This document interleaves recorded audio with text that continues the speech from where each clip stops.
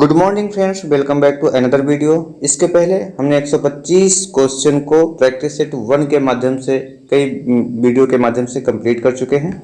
आज practice set 2 का एक नया सेशन स्टार्ट करने वाले हैं, जिसके माध्यम से लगभग 30 प्रश्नों के श्रृंखला को लेकर कवरअप करेंगे और ऐसे ही लगातार क्वेश्चन आपको मिलते रहेंगे प्रैक्टिस सेट के माध्यम से विथ एक्सप्लेनेशन के माध्यम से। इतने ज़्यादा प्रैक्टिस सेट आपको हल करवा दिया जाएगा कि आने वाली परीक्षा में कहीं ना कहीं क्वेश्चन आपको यहीं से देखने को मिल जाएंगे। डायरेक्ट क्वेश्चन अगर नहीं मिलेगा तो कहीं ना कहीं एक्सप्लेनेशन के माध्यम से वो सारे क्वेश्चन आपको मिल जाएंगे जो आने वाले एग्जाम में देखने को मिलने वाले हैं। तो बिना समय गंवाए सीधा क्वेश्चन की तरफ बढ़ते हैं। क्वेश्चन नंबर 1 देखिएगा। क्वेश्चन है the normal volume of air inspired and expired involuntarily in each breath is called. Question क्या कर रहा है कि श्वसन क्रिया में निकाले गए एवं ग्रहण किए गए वायु का सामान्य आयतन कहलाता है। बहुत ही इंपॉर्टेंट क्वेश्चन है और ऐसे क्वेश्चन पूछे जाते हैं। ऑप्शन नंबर ए है टाइडल वॉल्यूम, बी है रेसिडुअल वॉल्यूम, सी है vital capacity and D total lung capacity. तो इसका राइट आंसर क्या होगा? तुरंत कमेंट करिए, इसका राइट आंसर क्या होगा। इसका राइट आंसर हो जाएगा ऑप्शन नंबर ए, टाइडल वॉल्यूम कहलाता है। अनैच्छिक रूप से श्वसन प्रक्रिया में निकाले गए एवं ग्रहण किए गए हवा के सामान्य आयतन को क्या बोलते हैं? Tidal volume. और एक स्वस्थ मनुष्य का जो टाइडल वॉल्यूम होता है वो कितना होता है? 500 ml होता है। ये आप ध्यान रखेंगे। तो कुल मिला के क्या बताया गया आपको कि inspired and expired involuntarily in each breath is called क्या? Tidal volume. Next question, question number 2 की तरफ मूव करते हैं। क्वेश्चन देखिएगा। Scurvy disease is caused by the deficiency of. स्कर्वी रोग किसकी कमी से होता है? बिल्कुल सिंपल क्वेश्चन है, लेकिन कई बार सिंपल क्वेश्चन भी कुछ क्वेश्चन पूछे जाते हैं। तो vitamin A, vitamin B complex, vitamin C, vitamin D, क्या होगा इसका राइट आंसर? कमेंट में कमेंट करें तुरंत। तो इसका जो राइट आंसर हो जाएगा option number C, vitamin C इसका राइट आंसर हो जाएगा। विटामिन सी की कमी से स्कर्वी होता है। चलिए कुछ और विटामिन के विषय में जान लीजिएगा। विटामिन ए की कमी से कौन सा रोग होता है? रतौंधी रोग हो जाता है। रतौंधी रोग विटामिन ए की कमी से। और विटामिन डी की कमी से क्या होता है? सूखा रोग ना, सूखा रोग बोलते हैं या ऑस्टियोमैलेशिया बोलते हैं। ऑस्टियोमैलेशिया या रिकेटस भी बोलते हैं। और विटामिन ई की कमी से कौन सा रोग होता है? तो विटामिन ई की कमी से बताइए, विटामिन ई की कमी से क्या होता है? जनन क्षमता में कमी हो जाती है, जनन क्षमता में कमी, और जननांग तथा पेशियां कमजोर हो जाती हैं। विटामिन के की कमी से क्या होता है? चोट लगने पर रक्त का थक्का नहीं बनता है। और विटामिन बी1 से बेरी, विटामिन बी2 से किलोसिस, विटामिन बी3 से पेलेग्रा, विटामिन बी6 से रक्त छीड़ता, चर्म रोग, पेशीएटन। तो ये विटामिन बी12 की कमी से रक्त छीड़ता, तंत्र की गड़बड़ियाँ आदि रोग हो जाती हैं। क्वेश्चन नंबर 3 की तरफ मूव करते हैं। तीसरा क्वेश्चन देखिएगा। The heart beat is regulated by. बढ़िया क्वेश्चन है। हृदय का नियंत्रण होता है। Option number A pacemaker, B vagus nerve, C sympathetic nerve, D all above. इसका राइट आंसर क्या हो जाएगा? इसका राइट आंसर हो जाएगा option number D, all above. Mean to say pacemaker, vagus nerve, sympathetic nerve, ये सभी मिलकर हृदय को क्या करते हैं? हार्ट बीट को रेगुलेट करती हैं। अनुकंपी तंत्र का तंत्र एक प्रकार का प्रेरक है जो सिंपैथेटिक नामक रसायन का स्राव करता है। यह हृदय की स्पंदन दर एवं दबाव को बढ़ाता है। पेसमेकर हृदय स्पंदन को प्रारंभ एवं नियंत्रित करता है। तो पेसमेकर के विषय में आप जान गए। और वेगस नर्व जो है परानुकंपी नियंत्रण से संबंधित हैं, जो श्वसन एवं आहार नाल का नियमन एवं नियंत्रण करता है। क्वेश्चन नंबर 4 की तरफ मूव करते हैं। क्वेश्चन नंबर 4 देखिएगा। क्वेश्चन है tunica dartos is located in the. कंचुक डार्टस स्थित होता है। ऑप्शन देखिएगा। ऑप्शन नंबर ए है टेस्टिस, बी है ovary, C vagina, D scrotum. तो जो ट्यूनिका डार्टस है वो कहाँ लोकेटेड होता है? राइट आंसर क्या होगा इसका? ऑप्शन नंबर डी क्या है? स्क्रोटम। स्क्रोटम मतलब वृषण कोश में। नेक्स्ट क्वेश्चन की तरफ मूव करते हैं। क्वेश्चन नंबर 5 देखिएगा। क्वेश्चन क्या है? Which is the largest body cell? शरीर की सबसे बड़ी कोशिका कौन सी है? A RBCs, B neurons, C osteocyte, D sperm. तो सिंपल क्वेश्चन है, राइट आंसर सभी को पता होगा। कौन सी होती है सबसे बड़ी कोशिका? न्यूरॉन्स यानी तंत्रिका कोशिका है। शरीर की सबसे बड़ी कोशिका तंत्रिका कोशिका होती है। तंत्रिका कोशिका या न्यूरॉन भ्रूण के एक्टोडर्म से बनती हैं। तो ये इंपॉर्टेंट चीज है। ये बनती कैसे हैं? एम्ब्रियो के एक्टोडर्म से। तो ये याद रखने वाली चीज है, एम्ब्रियो के एक्टोडर्म से बनती है। और ये तंत्र की ऊतक की रचनात्मक एवं क्रियात्मक इकाई होती है। तंत्रिका कोशिका को 3 भागों में बांटा गया है और तीनों भाग क्या है एक बार देख लेते हैं। वो तीनों भाग हैं साइटान, साइटान है, और फिर क्या है? डेंड्रान है, और क्या है? और एक्सान है। नेक्स्ट क्वेश्चन की तरफ मूव करते हैं। क्वेश्चन नंबर 6 देखिएगा। क्वेश्चन है Kupffer cells of liver are concern with. यकृत की कुप्फर कोशिकाएं संबंधित हैं।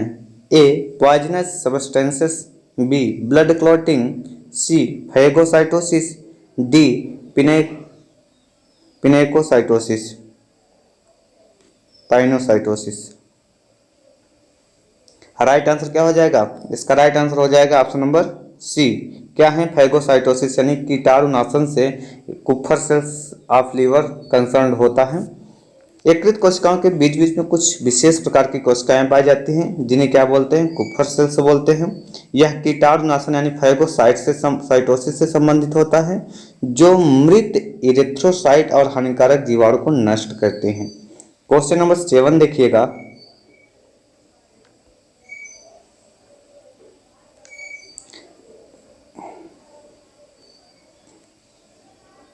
क्वेश्चन है मैमल्स में drink water and also get it from. स्तनधारी पानी पी सकते हैं तथा इसे द्वारा प्राप्त भी कर सकते हैं। डॉट डॉट डॉट इसके द्वारा प्राप्त भी कर सकते हैं। तो option number A break down of glycogen into glucose, B secretion of saliva, C oxidation of glucose, D क्या है? Conversion of oxyhaemoglobin to haemoglobin. कह रहा है कि स्तनधारी पानी पी सकते हैं तथा इसे प्राप्त भी कर सकते हैं। निम्नलिखित में से किसके द्वारा? तो राइट आंसर क्या होगा इसका? Option number C oxidation of glucose. क्यों? स्तनधारी पानी पी सकते हैं एवं ग्लूकोज के ऑक्सीकरण द्वारा भी प्राप्त कर सकते हैं, क्योंकि ग्लूकोज के पूर्ण ऑक्सीकरण से कार्बन डाइऑक्साइड एवं जल की प्राप्ति होती है। तो इस प्रकार से वो जल यानी पानी को प्राप्त भी कर सकते हैं। क्वेश्चन नंबर 8 देखिएगा। क्वेश्चन क्या है? क्वेश्चन है vitamin A is necessary for the synthesis of. किसके संश्लेषण के लिए विटामिन ए आवश्यक है? Option number A haemoglobin, B DNA, RNA होना चाहिए, C DNA, C visual purple, D RNA. तो राइट आंसर क्या हो जाएगा? राइट आंसर हो जाएगा option number C visual purple. दृष्टि संवेदना ग्रहण करने का काम रेटिना की रॉड्स एंड कोन्स कोशिकाओं की सहायता से होता है। शलाकाओं के बाहरी खंड में दृष्टि पर्पल यानी विजुअल पर्पल नामक चमकीली रंग होते हैं। इसका रासायनिक नाम रोडोप्सिन है, जो रेटिनिन नामक रंगा पदार्थ और ग्लाइकोप्रोटीन से बनती है। रेटिनिन का प्रमुख घटक क्या है? विटामिन ए है। क्या है? विटामिन ए है। अतः इस विटामिन की कमी होने पर रोडोप्सिन का संश्लेषण कम होने से मंद प्रकाश में दिखना बंद हो जाता है और इसी अवस्था को क्या नाम देते हैं? रतौंधी, नाइट ब्लाइंडनेस बोलते हैं। नेक्स्ट क्वेश्चन, क्वेश्चन नंबर 9 देखिएगा। क्वेश्चन है if a child having blood group O is born to parents of blood group A and B, it is an example of. यदि रक्त समूह A एवं B वाले माता पिता से रक्त समूह O वाले बच्चे का जन्म होता है तो यह उदाहरण है। A कंप्लीट डोमिनेंस का, B इनकम्प्लीट डोमिनेंस का, C को डोमिनेंस का, D none of the above. तो राइट आंसर क्या हो जाएगा इसका? इसका राइट आंसर हो जाएगा ऑप्शन नंबर सी कोडोमिनेंस इसका राइट आंसर हो जाएगा। यदि एक बच्चे का रक्त वर्ग O है जो ऐसे माता पिता से उत्पन्न हुआ है जिसका रक्त वर्ग क्रमशः A और B है तो यह कोडोमिनेंस का उदाहरण है। पूर्ण प्रभाविता एवं अपूर्ण के अतिरिक्त कुछ जीन सह प्रभाविता भी प्रदर्शित करते हैं। नेक्स्ट क्वेश्चन की तरफ मूव करते हैं। क्वेश्चन नंबर 10 देखिएगा। क्वेश्चन है which of the following is not a plasma protein. निम्न में से कौन सा प्लाज्मा प्रोटीन नहीं है। ऑप्शन देखिएगा, ए है हीमोग्लोबिन, बी प्रोथ्रोम्बिन, सी फाइब्रिनोजन, डी ग्लोब्यूलिन। तो ये बताइए इसमें से कौन सा जो है प्लाज्मा प्रोटीन नहीं है। राइट आंसर क्या होगा इसका। ऑप्शन नंबर ए हो जाएगा हीमोग्लोबिन, प्रोथ्रोम्बिन, फाइब्रिनोजन, ग्लोब्यूलिन। ये सभी क्या हैं, ये सभी हैं प्लाज्मा प्रोटीन, क्योंकि ये सभी कहाँ पाए जाते हैं, प्लाज्मा में पाए जाते हैं। ये तीनों कहाँ, प्लाज्मा में पाए जाते हैं। जबकि हीमोग्लोबिन कार्पोसेल्स में पाई जाती हैं। यह एक क्या है, ग्लोब्यूलर प्रोटीन है, ग्लोब्यूलर प्रोटीन है। क्वेश्चन नंबर 11 की तरफ मूव करते हैं। क्वेश्चन देखिएगा। क्वेश्चन है pyloric extract contains the hormone. Pyloric अवशेष में कौन सा हार्मोन होता है। A gastrin, B secretin, D pancreozymin, D cholecystokinin. Right answer क्या होगा इसका। इसका राइट आंसर हो जाएगा option number A gastrin. Pyloric अवशेष में गैस्ट्रिन हार्मोन होता है जो जठर अम्ल यानी HCl का स्रावण को प्रेरित करता है। यह अमाशय, ग्रहणी एवं अग्नाशय के पाइलोरिक कोशिकाओं की जी सेल्स द्वारा स्रावित होती हैं। नेक्स्ट क्वेश्चन की तरफ मूव करते हैं। क्वेश्चन नंबर 12 बेहतरीन क्वेश्चन है। Rate of heart beat in frog is. मेढक में हृदय धड़कन की दर होती है 64 टाइम्स पर मिनट, 72 टाइम्स पर मिनट, 75 टाइम्स पर मिनट एंड 50 टाइम्स पर मिनट। तो राइट आंसर क्या होगा इसका। इसका राइट आंसर हो जाएगा ऑप्शन नंबर ए 64 टाइम्स पर मिनट यानी 64 बार प्रति मिनट। मेढक में हृदय धड़कने की दर 64 बार प्रति मिनट होता है। एक स्वस्थ युवक की नाड़ी 1 मिनट में 72 बार धड़कती हैं। बच्चों में यह क्रिया 1 मिनट में 120 बार होती है। वृद्ध में यह क्रिया 60 बार प्रति मिनट होती है। मानव भ्रूण में यह क्रिया 110 से 160 बार प्रति मिनट हो सकती है। क्वेश्चन नंबर 30 देखिएगा। 13 क्वेश्चन क्या है। क्वेश्चन है respiratory organs of starfish are. सितारा मछली का श्वसन अंग है। बहुत ही इंपॉर्टेंट क्वेश्चन है। राइट आंसर क्या हो इसके पहले विकल्प को देखिएगा। ऑप्शन नंबर ए है body walls, B tube feet, C pedicellariae, D papulae. Right answer क्या होगा इसका। इसका राइट आंसर तुरंत कमेंट करें। इसका राइट आंसर हो जाएगा ऑप्शन नंबर डी पैपुली। मतलब respiratory organs of starfish are papulae is the right answer. तो सितारा मछली का श्वसन अंग क्या होता है, पैपुली होता है। जबकि नालपात श्वसन में सहायक होते हैं। सितारा मछली यानी स्टारफिश की संरचना तारे जैसी यानी स्टार जैसी होती है।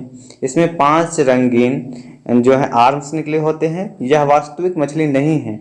सितारा मछली में गैसों का आदान प्रदान डर्मल गिल्स के द्वारा होता है, जिसे क्या नाम देते हैं, जिसे नाम देते हैं पैपुली।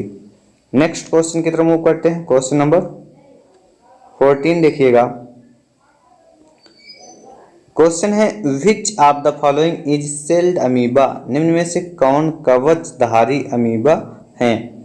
ए Arcella, B Amoeba proteus, C chaos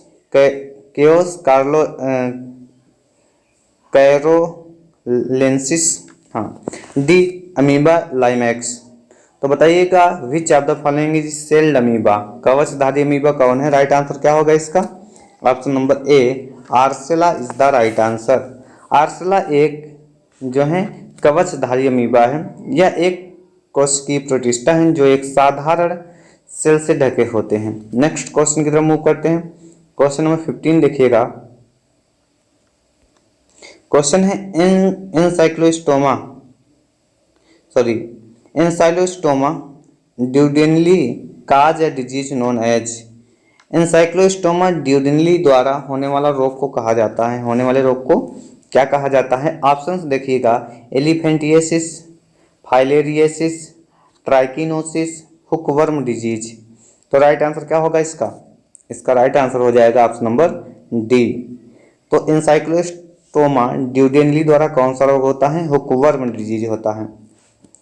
और एलिफेंटिएसिस किसके द्वारा होता है? वाउचेरिया के द्वारा होता है। तो आप इसको भी ध्यान में रखेंगे, किसके द्वारा? वाउचेरिया या वाउचेरेरिया बोलते हैं। और ट्राइकोनोसिस ये इस ट्राइकिनोला द्वारा होता है, ट्राइकिनोला।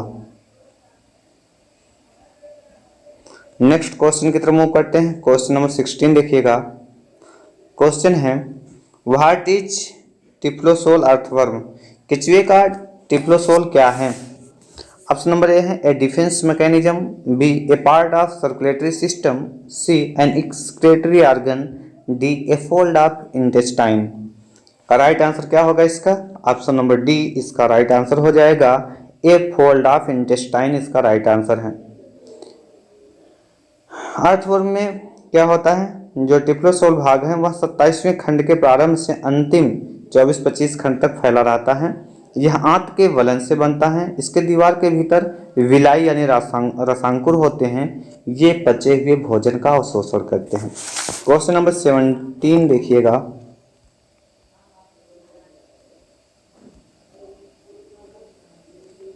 क्वेश्चन है, the swift locomotion in sepia and octopus is effected by. Sepia एवं ऑक्टोपस में होने वाला तेज प्रचलन प्रभावित होता है।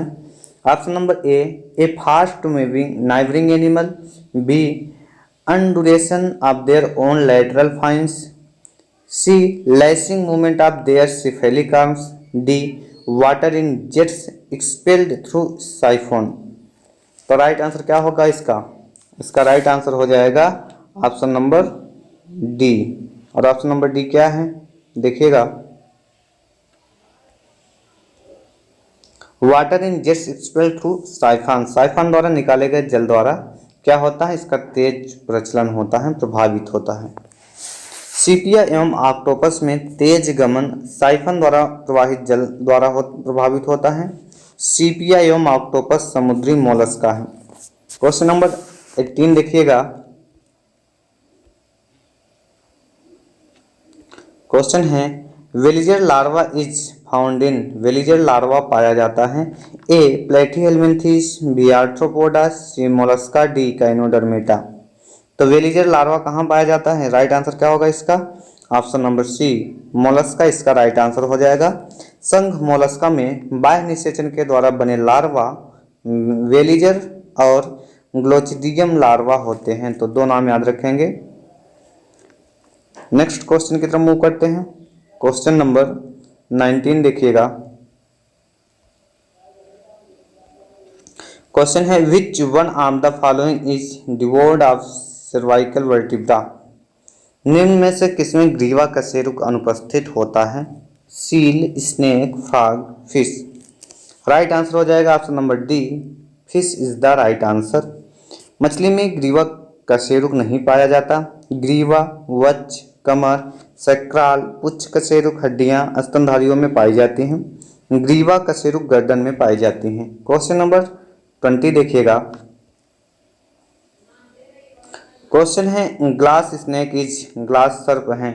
ऑप्शन देखिएगा, यूप्लेक्टेला, हाइलोनीमा, ओफिसारस, ओफिसिफेलस। तो राइट आंसर क्या हो जाएगा इसका? इसका राइट आंसर हो जाएगा option number C. Option number C क्या है? ओफिसारस इसका राइट आंसर हो जाएगा। ग्लास स्नेक को ओफिसारस कहते हैं। इसे लिम्बलेस लिजार्ड के नाम से जाना जाता है। यूप्लेक्टेला, हाइलोनेमा फाइलम पोरीफेरा के अंतर्गत आते हैं। नेक्स्ट क्वेश्चन की तरफ मूव करते हैं। क्वेश्चन नंबर 21 देखिएगा। क्वेश्चन है, नियोटिनी इज ऑब्जर्व्ड इन। डिंभक जनन देखा जाता है। ऑप्शन नंबर ए है Ambystoma, B Alytes, C Sycon, D Sacculina. Right answer क्या होगा इसका? बताइए। इसका राइट आंसर हो जाएगा option number A. Neoteny is observed in Ambystoma या एम्बिस्टोमा बोलते हैं। नियोटिनी एम्बिस्टोमा में देखा जा सकता है। एक्जोलेटल लार्वा एम्बिस्टोमा में पाया जाता है, जिसमें नियोटिनी व पीडोजेनेसिस प्रक्रिया पाई जाती है। क्वेश्चन नंबर 22 देखिएगा। क्वेश्चन क्या है? The trisomy of number 21 chromosome in man results in the production of. मनुष्य के 21वें गुणसूत्र में त्रिसूत्रता के परिणाम स्वरूप कौन सा रोग उत्पन्न होता है? ऑप्शन देखिएगा। Down syndrome, B Klinefelter syndrome, C Patau syndrome, D Turner syndrome. बताइए 21वें जोड़ी गुणसूत्र की त्रिगुणता के परिणाम स्वरूप कौन सा रोग उत्पन्न होता है? क्या हो जाएगा इसका राइट आंसर? ऑप्शन नंबर ए इसका राइट आंसर हो जाएगा। कौन सा? डाउन सिंड्रोम हो जाता है। और इसमें क्या होता है? 21वीं जोड़ी के गुणसूत्र 2 के बजाय कितने हो जाते हैं? 3। तो क्या बनता है? 2n+1 हो जाता है, जिससे कुल कितने गुणसूत्रों की संख्या हो जाती है? 47। 3 समजात गुणसूत्रों के ऐसे समूह को क्या नाम देते हैं? ट्राइसोमिक बोलते हैं। क्या बोलते हैं? ट्राइसोमिक। और इस सिंड्रोम को एक और नाम से जानते हैं, मंगोलॉइड आइडियोसी यानी मंगोली जड़ता भी कहते हैं। क्वेश्चन नंबर 23 की तरफ मूव करते हैं। क्वेश्चन देखिएगा। In which stage of meiosis the synapsis takes place. अर्धसूत्री विभाजन की किस अवस्था में सिनेप्सिस होता है? बहुत इंपॉर्टेंट क्वेश्चन है। सिनेप्सिस कहाँ पर होता है? तो ऑप्शन पहले देखिएगा। ऑप्शन नंबर ए है लेप्टोटीन, बी है पैकीटीन, सी है जाइगोटीन और डी मेटाफेज फर्स्ट। तो राइट आंसर क्या होगा? बताइए किस स्टेज में जो है सिनेप्सिस होता है अर्धसूत्री विभाजन के? तो इसका जो राइट आंसर हो जाएगा option number C, zygotene stage पे होता है। क्या? मियोसिस में जो सिनेप्सिस होता है। अर्धसूत्री विभाजन की जाइगोटीन अवस्था में सिनेप्सिस की क्रिया पाई जाती है। इस प्रक्रिया में 2 होमोलॉगस क्रोमोसोम एक साथ जुड़कर सिनेप्सिस की क्रिया करते हैं। तो लेप्टोटीन क्या है? लेप्टोटीन के विषय में थोड़ा जानिएगा। लेप्टोटीन गुणसूत्र धागेनुमा होते हैं, इसमें कोशिका विभाजन की तैयारी होती है। जाइगोटीन के विषय में समझिए। जाइगोटीन क्या है? समजात गुणसूत्र जोड़े बनाते हैं, जिसे सिनेप्सिस कहते हैं। तो यही है सिनेप्सिस, इसी में होता है सिनेप्सिस। पैकीटीन के विषय में सुनिएगा। अर्ध गुणसूत्रों में विनिमय अर्थात क्रॉसिंग ओवर होता है इस अवस्था में, क्रॉसिंग ओवर। और डिप्लोटीन के विषय में जानिएगा। टेट्रावैलेंट स्थिति में कियाज्मेटा पर गुणसूत्र टुकड़ों का आदान प्रदान करते हैं, तो डिप्लोटीन स्टेज में। नेक्स्ट क्वेश्चन की तरफ मूव करते हैं। क्वेश्चन नंबर 24 देखिएगा। क्वेश्चन क्या है? Lysosome have high contents of. Lysosome में अधिक मात्रा होती है। A polyribosome, B DNA ligases, C hydrolytic enzyme, D lipid and proteins. Right answer क्या होगा इसका? इसका राइट आंसर हो जाएगा option number C, hydrolytic enzymes lysosome में सबसे अधिक मात्रा में होती हैं। और जो डीएनए लाइगेज के विषय में अगर बताएं तो डीएनए लाइगेज का काम क्या है? न्यूक्लियोपेप्टाइड को जोड़ने के लिए काम करते हैं। और पॉलीराइबोसोम के विषय में सुन लीजिएगा। पॉलीराइबोसोम क्या है? जब कई राइबोसोम साथ में मिलते हैं, साथ में रहते हैं, तब उसको पॉलीराइबोसोम कहते हैं। लाइपेज एंड प्रोटीन क्या है? लाइपेज है लिपिड को तोड़ने के लिए, और जो है प्रोटीएज एक होता है वो प्रोटीन को तोड़ने के लिए होता है। क्वेश्चन नंबर 25 की तरफ मूव करते हैं। क्वेश्चन देखिएगा।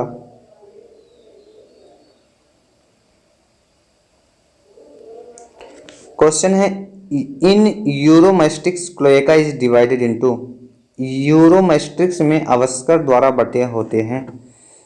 ऑप्शन नंबर ए है काप्रोडियम एंड यूरोडियम, बी है काप्रोडियम एंड प्रोक्टोडियम, सी है कॉप्रोडियम यूरोडियम एंड प्रोक्टोडियम, नेक्स्ट है यूरोडियम एंड प्रोक्टोडियम। तो राइट आंसर क्या हो जाएगा? यूरोमैस्टिक्स में अवस्कर यानी क्लोएका डिवाइडेड इनटू किसमें बटे होते हैं? राइट आंसर हो जाएगा इसका ऑप्शन नंबर सी। और ऑप्शन नंबर सी क्या है?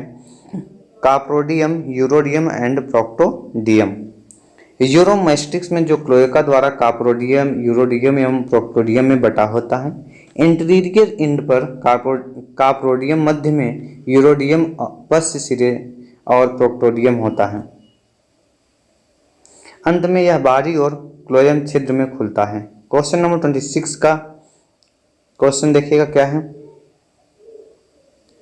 क्वेश्चन नंबर 26 है, the term photoperiodism was coined by, दीप्तिकालिता शब्द का प्रयोग किसके द्वारा किया गया। बढ़िया क्वेश्चन है, आंसर क्या होगा इसका। लिंस्को या W went, Skoog and Miller, D Garner व एलार्ड। राइट आंसर इसका क्या होगा। इसका राइट आंसर हो जाएगा option number D, photo periodism किसने दिया था, गार्नर व एलार्ड ने। दीप्तिकालिता शब्द का प्रयोग सर्वप्रथम 1920 में, किसमें, 1920 में गार्नर एवं एलार्ड द्वारा किया गया है। पौधे के फलने, फूलने, वृद्धि, प्रजनन एवं उनके भौगोलिक वितरण, प्रकाश की अवधि का प्रभाव पड़ता है। पौधों द्वारा प्रकाश की अवधि तथा समय की वृत्ति अनुक्रिया को ही फोटोपीरियाडिज्म कहते हैं। दूसरे शब्दों में अगर बात करें तो दिन व रात के परिवर्तनों के प्रति अनुक्रिया को ही दीप्तिकालिता कहते हैं, यानी फोटोपीरियाडिज्म कहते हैं। प्रकाश के आधार पर पौधों को 3 वर्गों में विभाजित किया गया है, जैसे लॉन्ग डे प्लांट। कौन कौन से हैं, एग्जाम्पल देखिएगा, मूली, गेहूं, चुकंदर, ये लॉन्ग डे प्लांट कहलाते हैं। दूसरा है शॉर्ट डे प्लांट, जैसे सोयाबीन और तंबाकू हो जाते हैं। तीसरा डे न्यूट्रल प्लांट, जैसे कपास व मटर हो जाते हैं। क्वेश्चन नंबर 27 देखिएगा, क्वेश्चन क्या है। क्वेश्चन है, which is common between aerobic respiration and anaerobic respiration. कौन सा वायवीय एवं अवायवीय श्वसन में समान है। Option number A similar substrate, B glycolysis, C pyruvic acid and D all of these. Right answer क्या होगा इसका। इसका राइट आंसर हो जाएगा option number C, pyruvic acid इसका राइट आंसर हो जाएगा। Aerobic and anaerobic both respiration है, दोनों रेस्पिरेशन में ग्लूकोज को प्रारंभिक यानी स्टार्टिंग सबस्ट्रेट के रूप में इस्तेमाल किया जाता है तथा दोनों प्रकार के श्वसन में ग्लाइकोलाइसिस प्रक्रिया पाई जाती है। और ग्लाइकोलाइसिस प्रक्रिया ऐसी प्रक्रिया है जिसमें ग्लूकोज के एक अणु से पायरुविक अम्ल के 2 अणु बनते हैं। तो दोनों में एक चीज कॉमन है कि पायरुविक अम्ल बनते हैं। नेक्स्ट क्वेश्चन की तरफ मूव करते हैं। क्वेश्चन नंबर 28 देखिएगा।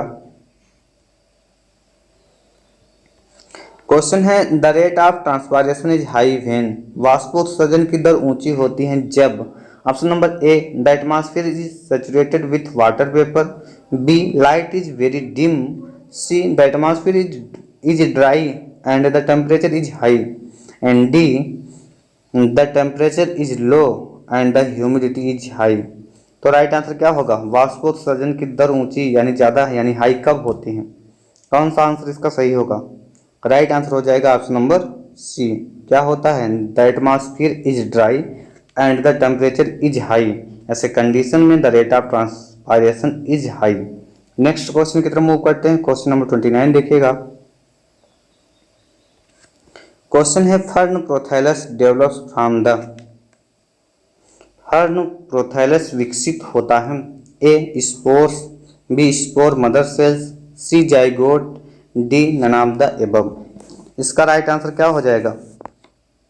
इसका राइट आंसर हो जाएगा ऑप्शन नंबर ए स्पोर्स यानी बीजाणुओं से। फर्न प्रोथैलस बीजाणुओं से विकसित होता है। फर्न एक अपुष्पक पौधा है, इसको जड़, तना, पत्ती 3 भागों में बांटा जाता है। यह बीजाणु धानियों से बीजाणु उत्पन्न करता है। प्रोथैलस फर्न का गैमेटोफाइट स्टेज होता है। क्वेश्चन नंबर 30 की तरफ मूव करते हैं। क्वेश्चन देखिएगा।